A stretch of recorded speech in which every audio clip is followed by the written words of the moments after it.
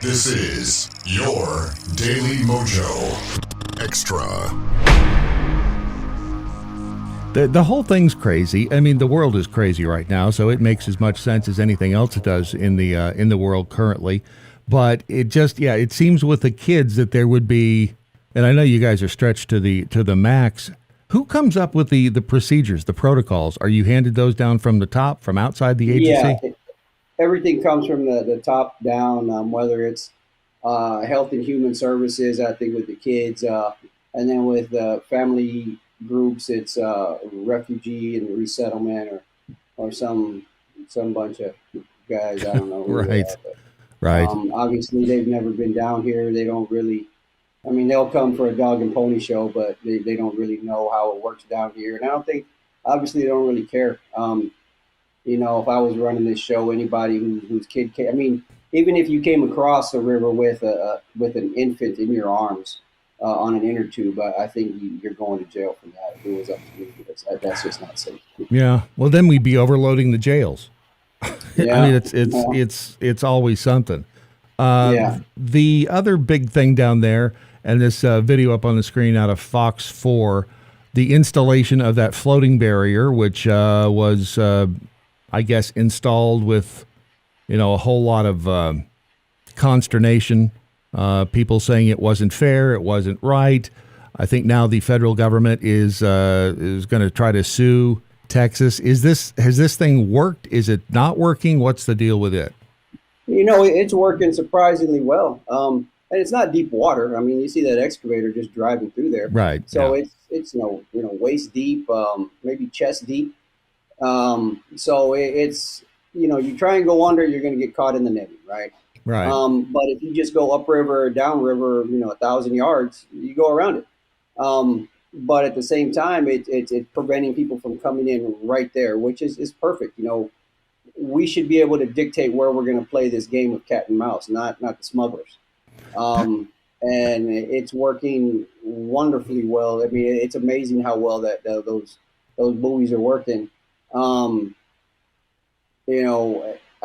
don't. It's mind-boggling why the state, or not the state, the federal government wants to sue the state for actually doing what they failed to do. It's like, hey, okay, yeah, you fix something. Well, I'm mad at you now for fixing it. Right. None of it makes sense. You should have fixed it in the first place, And it wasn't always this way. I mean, a few years back, I mean, we've had the issues at the border now for decades, and it there's enough blame on the left and right in the political aisle. But during the Trump years, obviously things were low. It blows my mind that you can even from the federal level make an argument against this floating wall because it's keeping people out of the country. I guess their argument is these are people that are looking for political asylum, even though there is the right way to do it, and they're not doing it. Which and the other part of that is, I mean, they can just walk upriver 1,000 yards and still do it. They're just upset because they can't do it right there. And it's ridiculous that, I mean, the federal government should be praising the state of Texas for at least finding something that's actually working and building off it. Instead, they're trying to tear it down, and it just makes no sense. No, it really doesn't. It really doesn't. The drug issue, there was a story over on NPR, that bastion of truth and honesty, and the headline reads, "Who's sneaking fentanyl across the southern border? Hint, it's not the migrants." And then this is actually, they say it down in Nogales, so I don't know if it's happening the same all the way across, but they are saying that it's actually Americans who are going across the border and then smuggling fentanyl back into this country. Has that been your experience? We have in the past caught U.S. citizens smuggling, working for a cartel, but it's by far the vast minority of instances we encounter. I mean, it does happen, but Sure. It's not very, common. But for some reason, everybody's trying to place the blame somewhere else. Regardless of who's bringing it across, it's coming across from Mexico. Regardless, Right. I mean, that's like saying, well, the Americans aren't smuggling guns into Mexico. Mexicans are smuggling guns into Mexico, so therefore it's not our fault. Right. Yeah. Well, it's crazy logic. It's happening, and if you want to get one under control, you got to get both under control. If you want to get the guns going south under control, well, it's going to the cartels, so you need to stop the drugs coming north. I mean, it's one and the same. The same with the immigrant crossing, the illegals crossing.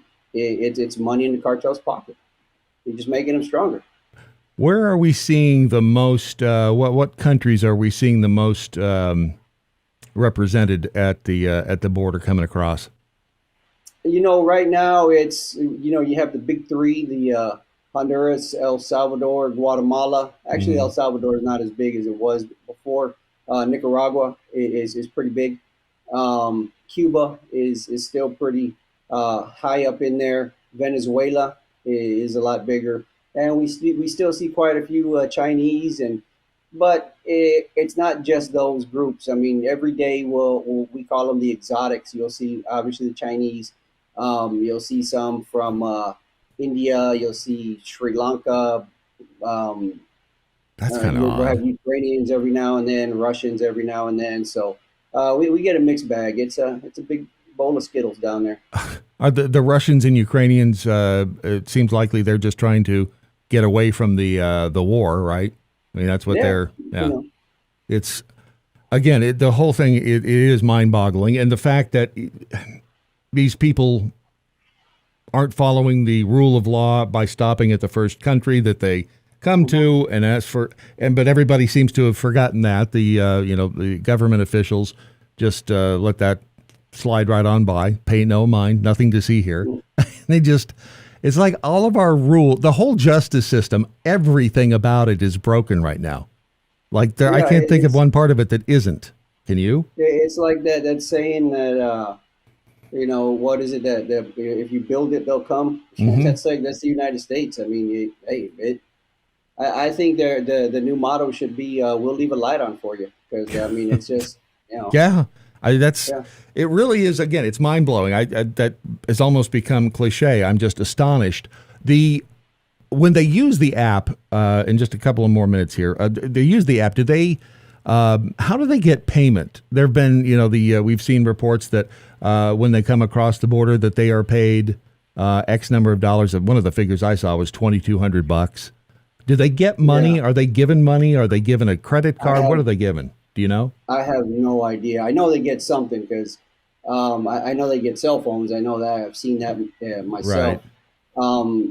And I know they have a little bag of goodies because I've been flying out here quite a bit lately and seen them on the plane with me going to Houston, Nashville. Like wherever. A welcome bag? We call it a little goodie bag, but it's like a little bag where it's got the phone and got the papers in there and some other nonsense to it. So wow, yeah, it's mind blowing. It really truly is.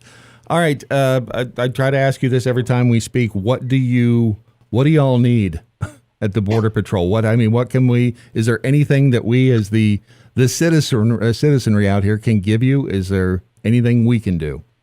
I think the only thing that can be done is given to us by Congress, and they need to get off their butts and do it. So right. Two things: pressure them and vote. That's it. Wow.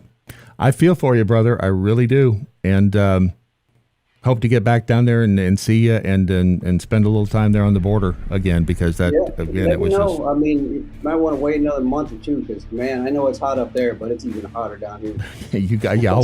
I'll wait until it's cooler. You got it. Yeah. All right, my friend, I appreciate it. You got it. Thanks. All right, thank you. The First Amendment lives here. Watch and listen at thedailymojo.com.